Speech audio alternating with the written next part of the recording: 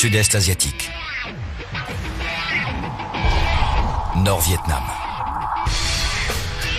Juillet 1967.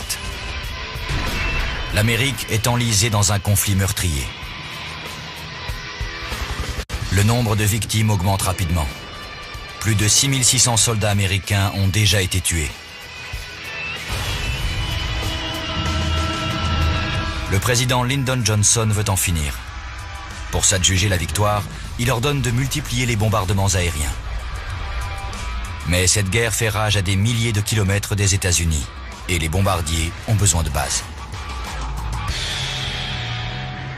C'est pourquoi les porte-avions jouent un rôle clé dans cette nouvelle stratégie. À plusieurs centaines de milles au large, ces navires gigantesques permettent de lancer des assauts aériens. Le plus gros de ces mastodontes s'apprête à participer à sa première opération au Vietnam. Il s'agit de l'USS Forrestal. Il a coûté 189 000 millions de dollars et 5 400 hommes servent à son bord. Mesurant 328 mètres de long, ce navire dispose d'un pont d'envol immense. Et sur tous les océans du globe, il représente près de 16 200 mètres carrés de sol américain. 29 juillet, 8 heures du matin. Le navire croise dans le golfe du Tonkin, à 160 km au large des côtes nord-vietnamiennes. Il s'y trouve depuis 5 jours pour lancer des raids aériens contre les Viet Cong.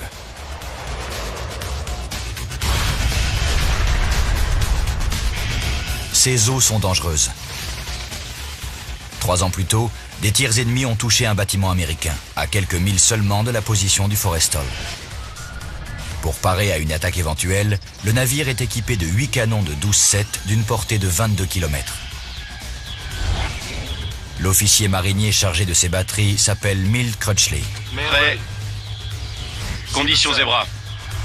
Milt vient de Frederick, dans le Maryland. Et à 22 ans, il a 2 jeunes marins sous ses ordres. Jusqu'ici, la guerre a été plutôt tranquille pour lui. En 2 ans et demi sur le Forrestal, je n'avais encore jamais tiré au canon pour défendre le bateau. Mais la guerre de Milt va bientôt basculer dans l'horreur.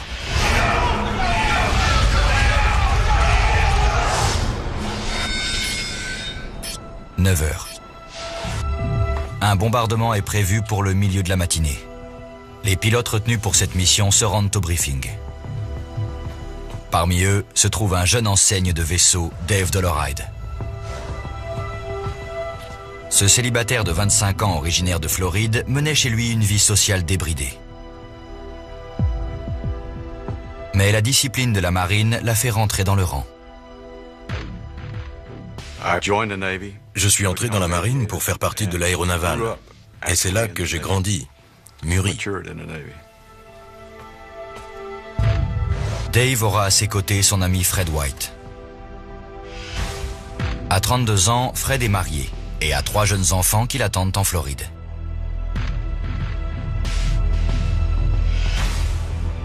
Le rêve de sa vie a toujours été de piloter un avion de chasse.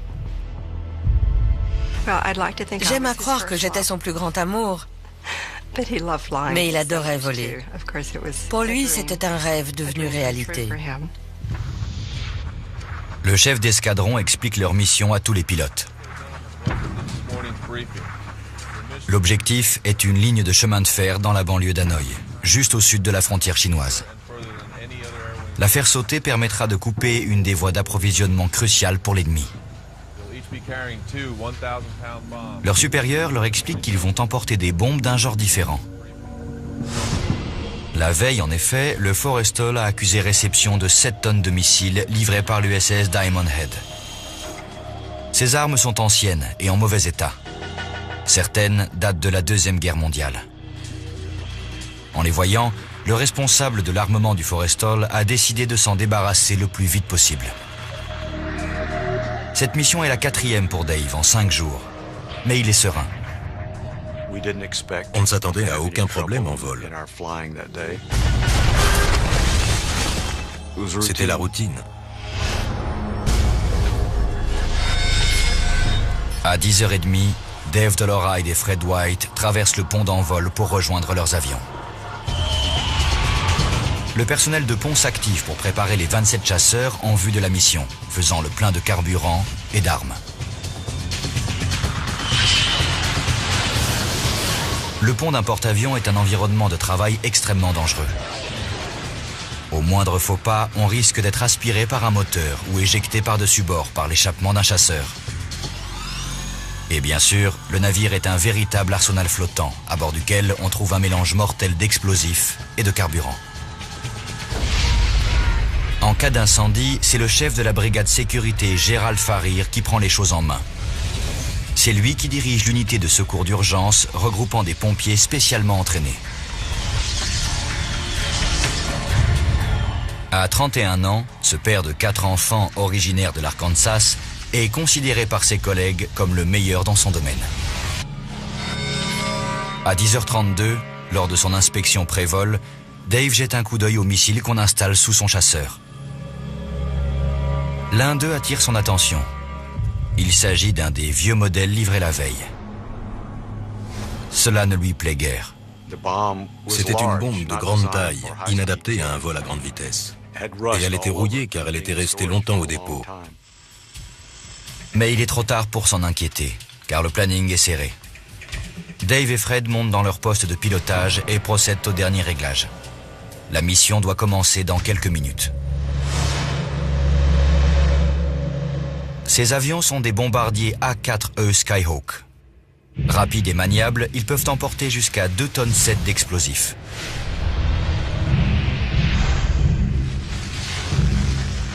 Six d'entre eux sont alignés sur le pont bâbord, à l'arrière du porte-avions. L'appareil de Dave Doloride est séparé de celui de Fred White par un autre avion. Pour bombarder la voie de chemin de fer, ils vont avoir besoin de soutien. C'est pourquoi, côté tribord, se trouvent 7 chasseurs F-4 Phantom fabriqués par McDonnell Douglas. Les commandes du Phantom 110 seront entre les mains d'un pilote chevronné, Jim Bangert. Son rôle, protéger les bombardiers en détruisant les canons de DCA. 2 fois plus rapide que le Skyhawk, le Phantom est armé jusqu'aux dents. Son armement se compose, entre autres, de 24 roquettes unies logées dans des nacelles installées sous les ailes.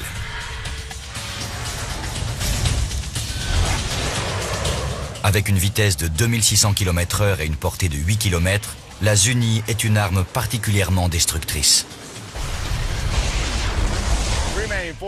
10h46. Le bateau se met face au vent pour offrir un maximum de portance aux avions au moment de décoller. Les catapultes à vapeur du Forrestal projettent les 2 premiers avions qui passent de 0 à 240 km/h en 3 secondes.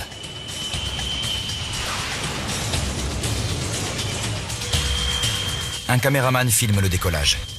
Ces images sont utilisées pour la formation des pilotes et servent aussi à améliorer la sécurité. 10h51. Les moteurs des avions sont mis en marche par des groupes électrogènes mobiles. Le personnel de pont arme les missiles et les pilotes effectuent les dernières vérifications. À 10h51 et 21 secondes, Fred White et Dave Doloride s'apprêtent à s'installer sur la catapulte. Mais soudain, un éclair est suivi d'une forte déflagration. Du carburéacteur s'écoule sur le pont d'envol et se répand rapidement.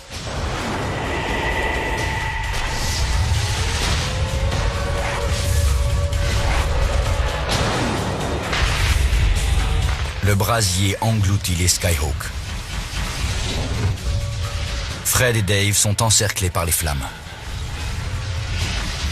S'ils ne sortent pas de leur cockpit dans les secondes qui suivent, ils périront carbonisés. Le plus gros porte-avions du monde, l'USS Forrestal, est la proie d'un incendie. Et du carburant en feu continue de se répandre sur le pont. 10h52. Fred White et Dave Doloride tentent de s'extraire de leur avion. Ils doivent faire vite, mais au milieu de la fumée et de la fournaise, Dave peine à se dégager de son harnais. J'étais terrifié, mais je savais que pour survivre, je devais sortir de cet avion. Il réussit enfin à se libérer et se prépare à sauter. C'est alors qu'il se rend compte qu'il est toujours relié par son tuyau d'oxygène. Il l'arrache et saute 3 mètres en contrebas sur le pont en flammes. J'ai sauté sur le côté gauche de l'avion. Pendant ma chute, je me suis retourné et je suis tombé sur le côté. Il sent un os craquer dans le bas de son dos et la douleur le cloue au sol. L'incendie gagne en intensité. Le chef de la brigade sécurité, Gérald Farir, et ses hommes accourent vers les Skyhawks. Sur ces images, on voit Gérald arriver le premier, armé d'un simple extincteur. Il l'essaye pour s'assurer de son bon fonctionnement, puis s'attaque aux flammes qui lèchent le ventre du Skyhawk le plus proche.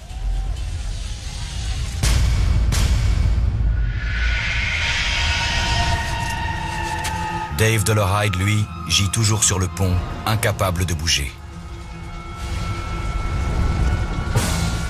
Autour de lui, des blessés hurlent de douleur. Tout le monde était terrifié, c'était horrible. L'incendie, le shrapnel. On avait tous peur d'être les prochains. Dave regarde la rangée de Skyhawk en flammes et voit certains de ses collègues toujours bloqués dans leur avion. Certains couraient se mettre à l'abri, mais d'autres étaient encore dans leur cockpit. Ils ne pouvaient rien faire face au brasier.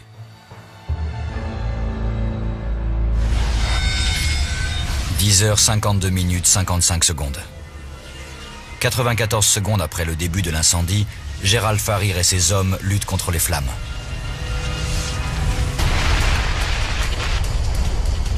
C'est alors qu'une violente explosion secoue le Forrestal.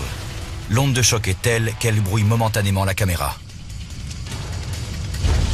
Gérald est tué sur le coup, comme la plupart des autres pompiers. 9 secondes plus tard, survient une deuxième déflagration. Encore plus puissante que la première, elle ébranle le porte-avions sur toute sa longueur et ouvre une brèche de 3 mètres dans le blindage du pont.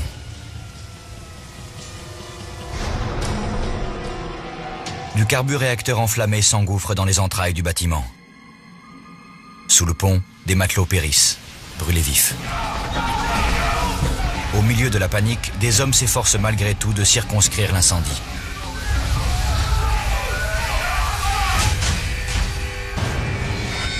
« 10h55 et 20 secondes.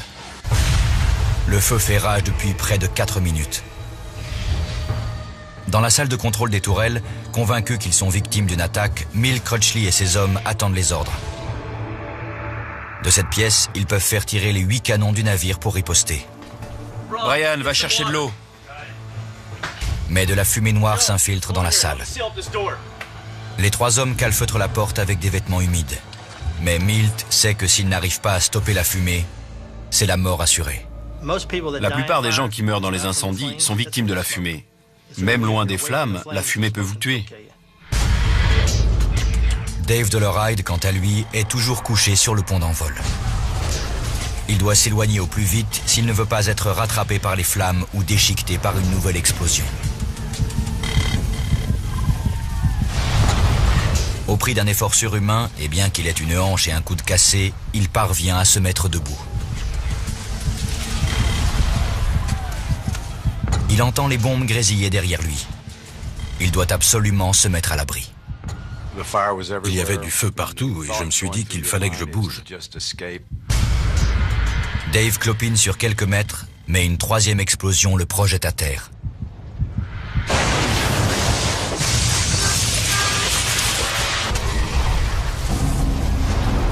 Puis, 4 autres déflagrations dévastent la poupe du vaisseau.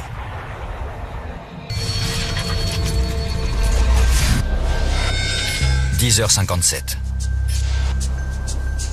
Il y a moins de 6 minutes que le feu s'est déclaré, mais le navire risque de sombrer. Condition Zebra. Les alarmes résonnent et les portes étanches se ferment à travers tout le bâtiment. En conditions zébra, on clôt tous les compartiments pour enrayer la propagation d'un incendie. Mais cela revient aussi à bloquer des issues de secours. Milt Crutchley et ses collègues redoutent d'être prisonniers. J'étais le plus haut gradé et ils attendaient de moi que je les sorte vivants de ce pétrin. Il reste une issue. Une écoutille qui débouche sur une plateforme donnant sur l'extérieur du Forrestal. Milt appelle la passerelle pour s'assurer que la voie est libre. Prêt, conditions zébra. Mais on lui répond que la plateforme est ravagée par les flammes et qu'il doit trouver une autre sortie. À 10h58 minutes et 20 secondes, des marins repèrent le corps immobile de Dave Dollarhide. À leur grande surprise, il est encore conscient. Ils le relèvent et le traînent à l'écart. Juste à temps. À l'infirmerie, Dave sent cependant que tout danger n'est pas encore écarté. On entendait du bruit venant du hangar au-dessus. Et on savait que l'incendie faisait encore rage. Les flammes ne sont pourtant plus l'ennemi numéro 1. Pour combattre le brasier, l'équipage pompe des milliers de litres d'eau de mer dans la brèche ouverte dans le pont. Or, cette manœuvre est extrêmement périlleuse. L'USS Forrestal et ses 5400 hommes risquent de couler.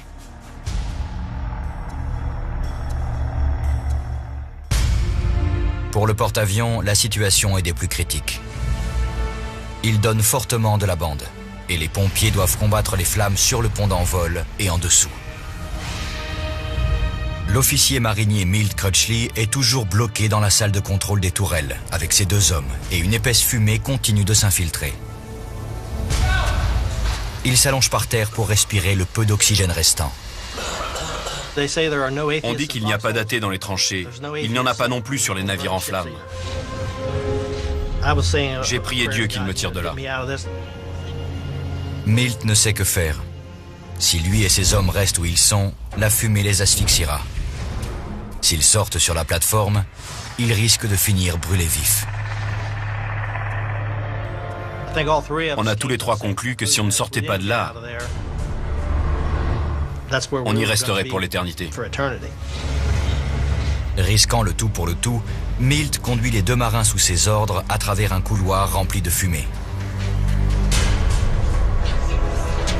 Mais chaque porte débouche sur un cul-de-sac. Les 3 hommes suffoquent. Ils n'ont plus que quelques minutes pour trouver une solution.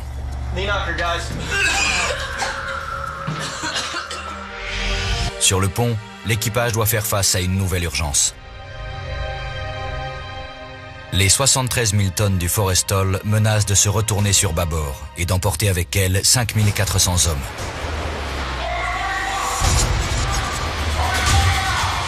Les matelots se précipitent vers les réservoirs pour pomper le carburant d'un bord vers l'autre. Ils doivent impérativement alourdir le flanc tribord pour éviter le naufrage. Les explosifs grésillent sous l'effet de la chaleur intense dégagée par l'incendie. Le capitaine de frégate Billing ordonne à l'équipage de se débarrasser de tout ce qui risque de sauter. Les marins font donc basculer par-dessus bord des tonnes de bombes et des avions valant plusieurs millions de dollars. Milt Crutchley, quant à lui, n'arrive toujours pas à trouver d'issue. Lui et ses hommes commencent à étouffer. Ils reviennent donc dans la salle de contrôle des tourelles. Il leur reste une dernière sortie à essayer, celle de l'écoutille donnant sur la plateforme. Milt sait qu'ils risquent de tomber sur un véritable brasier, mais c'est leur dernière chance.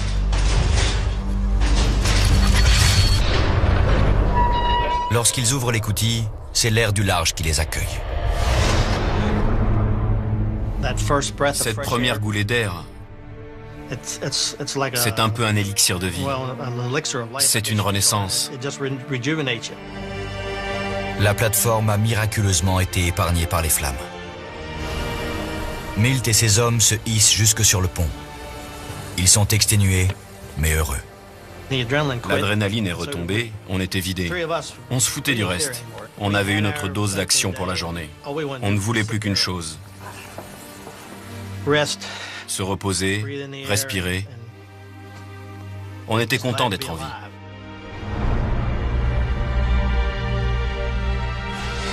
À 11h40, 48 minutes après la première explosion, l'incendie sur le pont d'envol est enfin maîtrisé. Et les marins ont pompé suffisamment de carburant vers le flanc tribord pour corriger l'inclinaison. Mais il faudra encore 16 heures pour maîtriser les flammes qui font rage sous le pont. À 4 heures le lendemain matin, le commandant du Forrestal, le capitaine de frégate Billing, s'adresse à son équipage. Je veux que vous sachiez que le Forrestal file de nouveau à 25 nœuds. Après 17 heures d'horreur absolue, on déplore 134 victimes. Le premier ordre que reçoit Milt Crutchley après avoir échappé à la mort est d'aider à transporter les cadavres de ses camarades. Vous ne pouvez pas ne serait-ce qu'imaginer une telle horreur.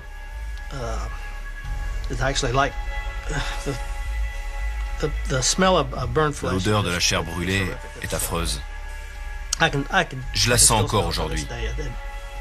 Une fois que vous en avez fait l'expérience, dans des circonstances pareilles, vous ne l'oubliez plus. 161 marins sont grièvement blessés, beaucoup souffrant de graves brûlures. Les plus atteints sont transférés en hélicoptère jusqu'à un navire-hôpital. J'ai vu des choses horribles. J'ai perdu plein d'amis. Je suis le seul des 4 pilotes de la mission de ce jour à avoir survécu. J'ai eu de la chance. Des marins repêchent le cadavre du meilleur ami de Dave, Fred White, dans le golfe du Tonkin. Je crois que la chose la plus difficile pour une mère, c'est d'annoncer à ses enfants que leur père est mort. Le porte-avions entame un voyage d'une semaine pour rallier une base américaine des Philippines où l'on procédera aux réparations d'urgence. L'affectation du navire au Vietnam n'aura duré que 5 jours. Désormais, la marine doit découvrir la cause du désastre. Quelle est l'origine de l'incendie? Pourquoi n'a-t-il pas été maîtrisé plus vite? Pourquoi y a-t-il eu tant d'explosions et autant de victimes? En retraçant le fil des événements qui ont conduit à ce jour fatidique et en analysant en détail l'enquête qui a été faite, nous allons vous révéler ce qui est vraiment arrivé au Forrestal. Pour y parvenir, nous avons eu accès à des dossiers classés secrets. Au lendemain du drame, la marine américaine ouvre une enquête dont les conclusions vont conduire à une refonte complète des procédures de sécurité.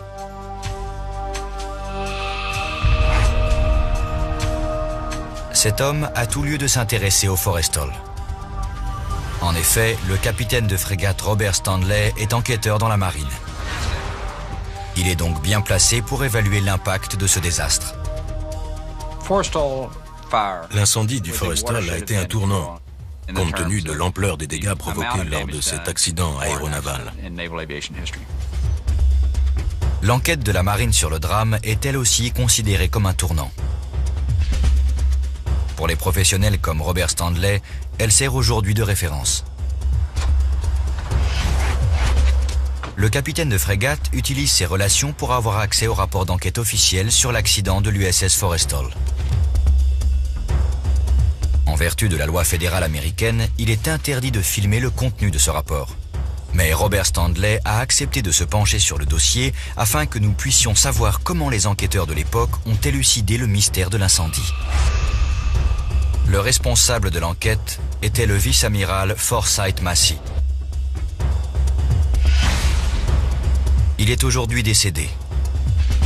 Mais en 1967, cet officier respecté a mis sa réputation en jeu en faisant le serment d'avoir le fin mot de la tragédie du Forrestal. Robert Stanley constate vite que le défi était de taille. Beaucoup de témoins avaient péri, l'incendie avait détruit une bonne partie des indices et d'autres reposaient au fond de l'océan. Sans preuve concrète, il est très difficile pour un enquêteur de comprendre ce qui s'est passé. Massey devait établir si l'incendie du Forrestal était un accident isolé ou s'il risquait de se reproduire. Car la marine disposait à l'époque de 17 porte-avions transportant des centaines d'aéronefs et des milliers de marins. Le rapport d'enquête nous apprend que Forsyth Massey a commencé par interroger des centaines de témoins oculaires. La première étape consiste à déterminer la cause de l'incendie. Franchement, j'ai supposé qu'on nous attaquait. Beaucoup pensent avoir été victimes de tirs ennemis. La deuxième explosion a été plus puissante que la première. Ils évoquent des missiles qui auraient frappé le bateau et des bombes explosant sur le pont. Le vice-amiral Massey a un moyen de vérifier leur dire. Le radar. L'USS Forrestal était équipé d'un des radars les plus sophistiqués au monde, d'une portée de 320 km et capable de repérer des avions à 15 000 mètres d'altitude. Mais en épluchant le journal de bord en date du 29 juillet, l'enquêteur constate que le radar n'a strictement rien signalé. L'hypothèse d'un tir ennemi étant écartée, le vice-amiral se concentre sur le porte-avions lui-même. Sa meilleure source d'information est le film tourné par la caméra embarquée. Espérant y trouver un indice, il demande qu'on en fasse des copies.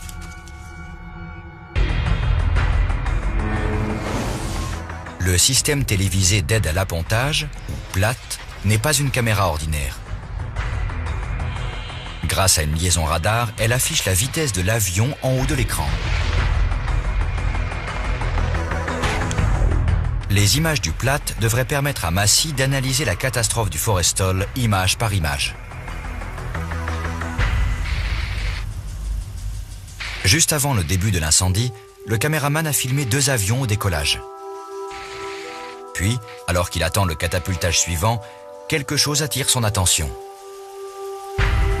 Il oriente la caméra vers la gauche et filme les flammes à l'arrière du pont.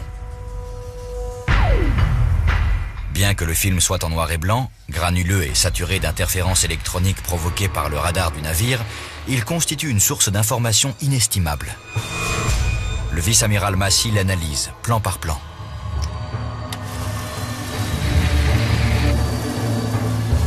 À force d'attention, il remarque un premier indice qui va permettre d'expliquer pourquoi 134 hommes d'équipage ont péri à bord de l'USS Forrestal.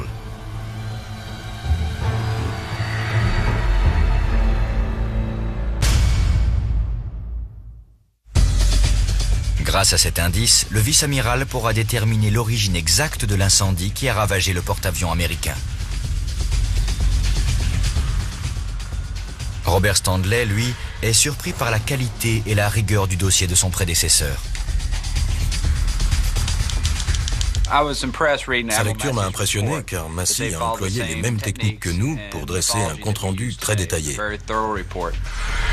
Standley veut découvrir comment le vice-amiral a élucidé le mystère. La caméra embarquée a permis de filmer en direct des images de la catastrophe. C'est un énorme atout, bien sûr, pour l'enquête, mais à un détail près. L'opérateur filmait sous un autre angle lorsque l'incendie s'est déclaré. Et le temps qu'il oriente l'appareil vers la gauche, le feu avait déjà pris. Les 5 premières secondes du drame, 5 secondes déterminantes, n'ont donc pas été filmées. Massey sait qu'elle permettrait sans doute d'expliquer l'origine de l'incendie. C'est alors que son obsession du détail s'avère payante. En analysant ces 5 premières secondes, avant que la caméra ne soit braquée vers le brasier, Massey repère un éclair à hauteur de l'avion positionné sur l'avant du pont. Il repasse la scène, encore et encore. On distingue bien un éclair à l'avant de l'avion qui s'apprête à décoller. Ce chasseur est sur la piste et tourné vers l'avant du porte-avions. Mais les gestes des marins au premier plan ne semblent pas correspondre à ce qui se passe juste devant eux. L'un d'eux se tourne et désigne quelque chose dans la direction opposée à l'éclair, c'est-à-dire vers l'arrière du navire. Massey est perplexe. Pourquoi les marins ne réagissent-ils pas à l'éclair? Il réinterroge le personnel de pont. Ces hommes confirment avoir vu un éclair, mais au niveau des fantômes, à l'arrière du bateau, côté tribord, c'est-à-dire à l'opposé de l'éclair repéré par le vice-amiral. Cela n'a aucun sens. Dans l'esprit de Massey se produit soudain comme un déclic. Il se rend compte qu'il a négligé un élément capital. La réponse n'est pas sur les images, mais dans la caméra qui les a filmées. Il découvre que la caméra plate est entourée de plexiglas. L'appareil est installé sur ce qu'on appelle l'îlot central, et le plexiglas placé devant l'objectif sert à le protéger de la poussière et des débris. Le vice-amiral échafaude alors une nouvelle théorie. L'éclair qu'il a remarqué pourrait être un reflet. Puisque la caméra filmait à travers une plaque de plexiglas incurvée, elle a filmé le reflet d'un éclair qui se produisait à un autre endroit du navire. Si son raisonnement est exact, cet éclair est le reflet de celui qui est à l'origine du drame. Est-ce ce qui s'est réellement passé? Pour le savoir, Massey prépare un test optique. Il remet des flashs à plusieurs hommes, tandis que lui-même s'installe derrière la caméra plate pour étudier leur reflet à travers le plexiglas.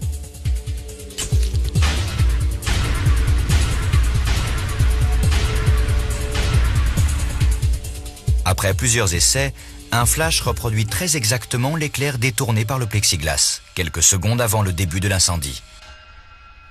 Cette démonstration lui permet de définir l'emplacement exact de l'éclair original. En analysant des plans détaillés du pont et en appliquant des formules élémentaires de géométrie, Massey élabore une théorie sur la genèse du drame.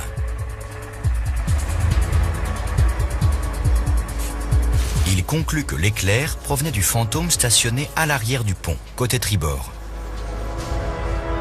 Cet avion, c'est le 110, celui de Jim Bangert. D'après le vice-amiral, ce fantôme a tiré une de ses roquettes qui a touché le Skyhawk 405. Mais cette hypothèse soulève à son tour des questions. Comment une roquette unie de 2 mètres de long a-t-elle pu traverser le pont et faire autant de dégâts? En effet, chaque fantôme est équipé d'un système de sécurité pour parer à une telle éventualité. Le personnel de pont est parfaitement formé et applique des procédures détaillées. Que s'est-il donc passé?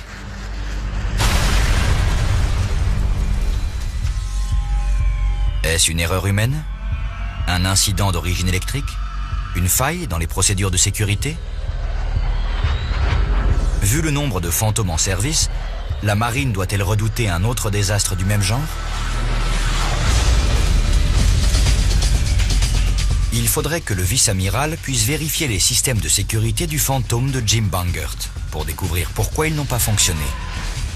Mais le chasseur repose au fond du golfe du Tonkin. Massey tente donc d'avoir accès à un autre fantôme. Et pour comprendre ce que son prédécesseur a trouvé, Robert Stanley doit lui aussi inspecter un chasseur du même modèle. Les F-4 ont été retirés du service en 1996. Mais le Musée national de l'aviation de guerre de Horseheads, dans l'État de New York, en conserve un exemplaire. Il est équipé comme l'était celui de Jim Bangert. Chaque nacelle est reliée aux commandes du poste de pilotage par un circuit électrique. En appuyant sur le bouton de mise à feu, le pilote envoie un signal à la nacelle qui fait partir la roquette. Mais sur le pont d'un porte-avions, une telle manœuvre est théoriquement impossible pour une raison très simple. Par mesure de sécurité, les nacelles ne sont électriquement reliées au poste de pilotage que quelques secondes avant le décollage. Ce n'est donc que lorsque l'avion est positionné sur la catapulte que le personnel de pont prépare la nacelle pour le combat. Pour que la connexion soit opérationnelle, il faut effectuer 2 opérations. Retirer la goupille de sécurité de la nacelle, puis brancher un appareil appelé queue de cochon. Cette pièce vient compléter le circuit électrique de mise à feu reliant les nacelles aux manches du pilote. Si une roquette unie est tirée accidentellement, comme lors de cette démonstration, elle se perd en mer sans exploser. Le système est théoriquement fiable à 100%. Pourquoi ces procédures n'ont-elles pas fonctionné à bord du Forrestal? C'est alors que Massey fait une autre découverte. Les goupilles de sécurité ne sont pas aussi sûres qu'elles y paraissent. Une fois en place, elles font office de disjoncteur. Mais le vice-amiral apprend que le ruban accroché à la goupille offre une prise au vent et que lorsque celui-ci est violent, il arrive que la goupille sorte de son logement. Des marins en ont même parfois retrouvé sur le pont. Or, le jour de l'incendie, il est établi que le vent soufflait fort sur le pont du Forrestal. Pour être efficace, la goupille doit être enfoncée totalement. Mais par vent fort, il y avait 32 nœuds ce jour-là, elle a tendance à se désengager partiellement ou complètement. Massey pense donc que c'est ce qui s'est produit le jour du drame. Mais il restait cependant le mécanisme de sécurité numéro 2. La queue de cochon. Il faut absolument qu'elle soit branchée pour qu'on puisse tirer une roquette. C'est d'ailleurs la raison pour laquelle le personnel de pont a pour instruction de l'insérer quelques secondes seulement avant le décollage. Mais ces entretiens avec l'équipage vont permettre au vice-amiral de comprendre pourquoi une roquette Zuni a bel et bien été tirée. Son enquête ramène Massey quelques semaines en arrière. Lors des missions d'entraînement, durant le voyage du Forrestal jusqu'au Vietnam, les pilotes s'étaient plaints que brancher la queue de cochon seulement lorsque l'avion était sur la catapulte ralentissait les opérations. En cas d'incident, il fallait dégager l'aéronef, ce qui retardait les appareils qui attendaient de décoller. D'après les pilotes, en situation de combat, un retard de ce genre pouvait s'avérer fatal. Tout juste un mois avant l'incendie, le comité de coordination de l'armement du navire s'était donc réuni pour débattre de la question. Et il avait conclu que le personnel de pont pouvait ne pas appliquer les procédures relatives au branchement des queues de cochon. Désormais, il pourrait les brancher non pas au moment où l'avion était installé sur la catapulte et donc tourné vers le large, mais lorsqu'il était à l'arrière du pont face aux autres appareils. Ce règlement ne fut jamais rendu officiel, mais on le mit aussitôt en application. Une fois la queue de cochon branchée, le circuit électrique reliant la cellule à l'armement est opérationnel. Massey a désormais la certitude que rien ne pouvait empêcher une impulsion électrique d'atteindre la nacelle du Fantôme et de déclencher un tir de roquette. Mais si c'est bien ce qui s'est passé, d'où cette impulsion provenait-elle? C'est la nouvelle énigme qu'il lui faut élucider. Jim Bangert a-t-il appuyé sur le bouton de mise à feu? Le vice-amiral réécoute l'enregistrement de l'interrogatoire du pilote. Sous serment, celui-ci a déclaré n'avoir actionné que les 2 commutateurs déclenchant l'allumage du moteur de son avion. Massey décide alors de vérifier le dossier personnel du pilote.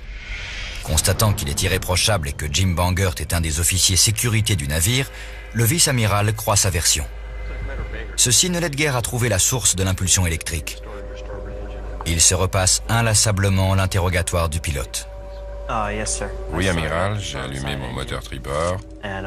J'ai senti une secousse et... Soudain, Massey fait le rapprochement.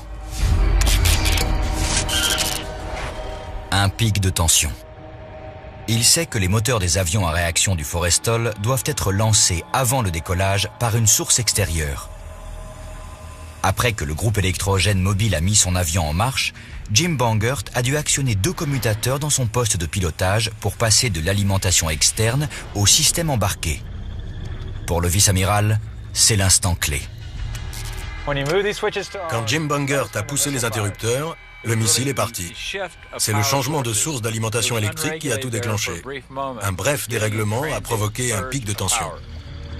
À l'instant précis où le pilote actionne les interrupteurs, une forte décharge électrique secoue l'avion et une partie de ce courant s'engage dans le circuit reliant le manche à une des nacelles.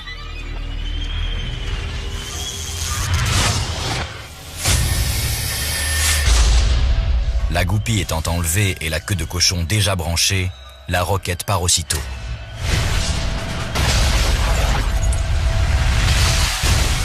Les 56 kilos d'explosifs filent à travers le pont. Rien ne peut plus empêcher le désastre de se produire.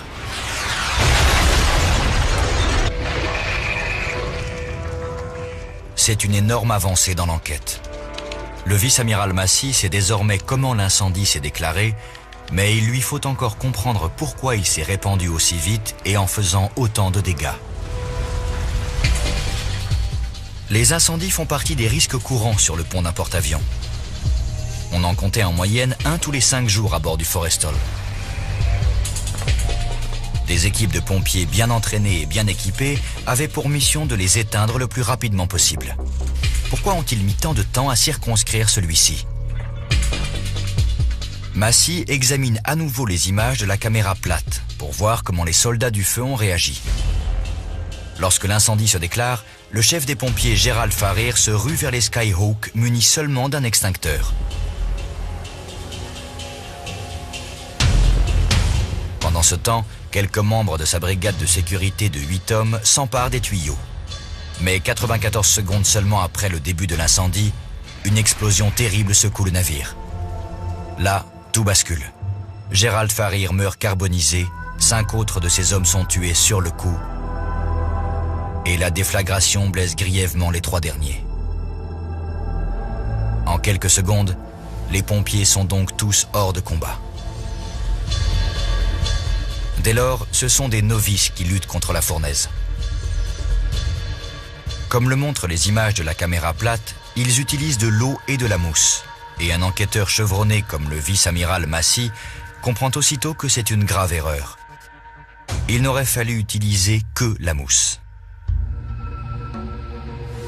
Le mélange eau-mousse ne peut rien contre un feu de carburant. La mousse recouvre les flammes comme une couverture pour éteindre l'incendie. Mais l'eau chasse la mousse, permettant ainsi au feu de se raviver.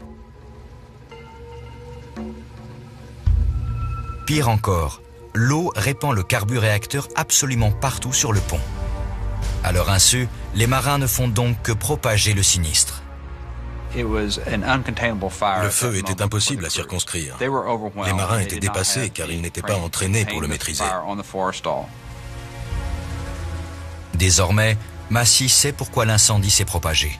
Mais cela n'explique pas le dernier mystère du Forrestal. D'où sont venues les déflagrations qui ont tué tant d'hommes?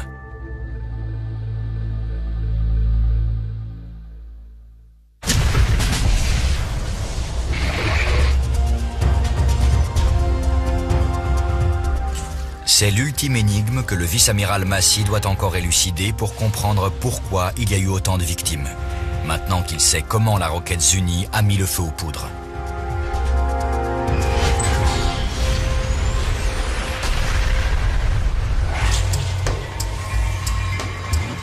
Le vice-amiral analyse une énième fois les images du drame, en se concentrant sur le comportement de Gerald Farir.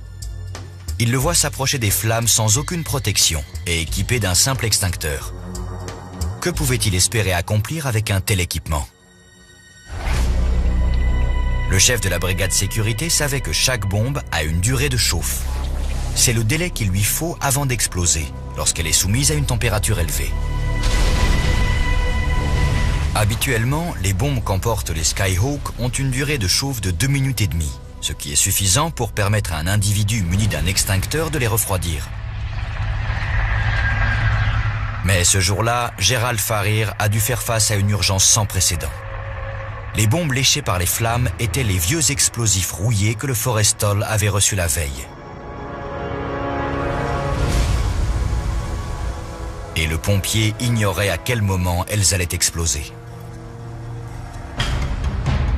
Robert Stanley fait appel à un expert en explosifs pour comparer la durée de chauffe de ces anciens modèles à celui des engins plus modernes qui équipaient habituellement les Skyhawk.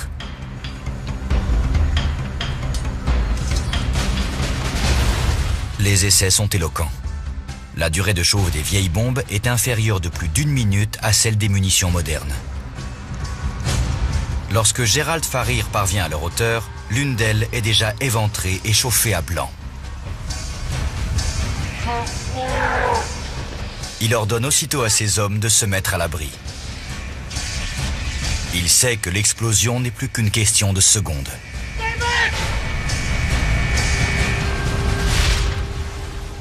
Il ne s'est pas préoccupé de sa propre sécurité et il s'est sacrifié pour tenter de sauver le navire. Au total, 7 des vieilles bombes finissent par exploser. D'après l'expert, si les Skyhawk avaient été dotés de leur armement habituel, Gerald Farir aurait disposé d'1 minute supplémentaire pour empêcher l'explosion.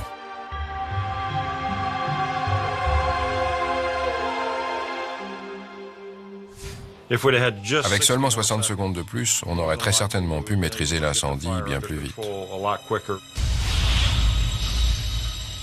Et ça aurait empêché d'autres explosions.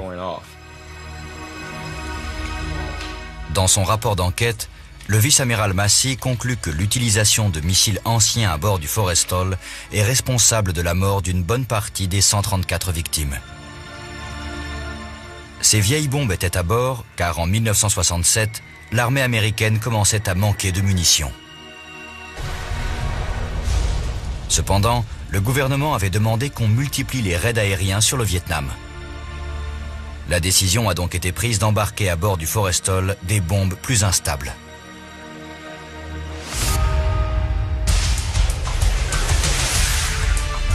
Après avoir reconstitué l'enquête menée à l'époque et analysé les indices découverts, nous pouvons désormais reconstituer l'enchaînement des événements qui a conduit à la minute de vérité.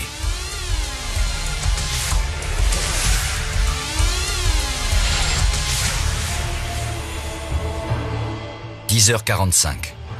Un groupe électrogène mobile met en marche le Fantôme 110 et un armurier branche la queue de cochon. 10h51 et 20 secondes. Le pilote Jim Bangert actionne les interrupteurs de l'allumage. Une décharge électrique parcourt le chasseur. Et la goupille de sécurité n'étant plus en place, plus rien n'empêche le courant d'atteindre la nacelle. Une des roquettes unies est mise à feu. Elle file à travers le pont à très basse altitude.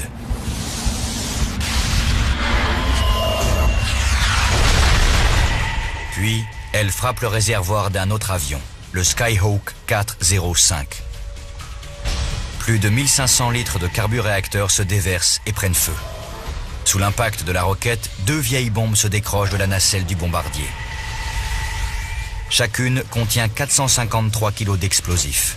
Et la première va exploser 94 secondes plus tard. H-64 secondes avant la fin de la durée de chauffe.